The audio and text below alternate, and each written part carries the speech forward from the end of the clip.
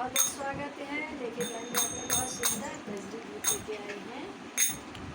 चढ़ते सावन रे आजइया हो, चढ़ते सावन रे आजइया हो, बालमा हमें देवघर घुमाइया हो, बालमा हमें देवघर घुमाइया हो। अरे चढ़ते सावन रे आजइया हो, चढ़ते सावन रे आजइया हो, बालमा हमें देवघर घुमाइया हो, बालमा हमें देवघर घुमाइया हो, बालमा हमें देवघर घुमाइया हो।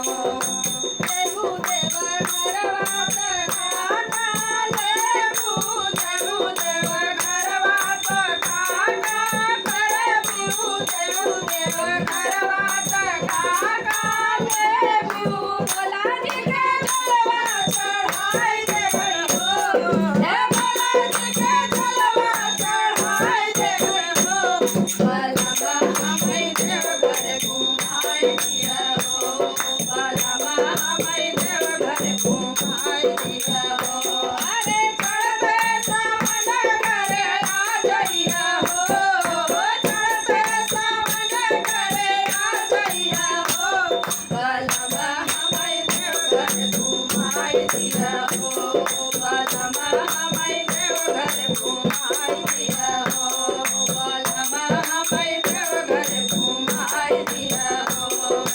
देहु देवघरवा तकाना करबिहु, देहु देवघरवा तकाना करबिहु, देहु देवघरवा तकाना करबिहु, भोला जी के भंगिया पियाई देबै हो, अरे भोला जी के भंगिया पियाई देबै हो, बालमा हमें देवघर घुमाइया हो, बालमा हमें देवघर घुमाइया हो, बालमा हमें देवघर घुमाइया हो। चढ़ते सावन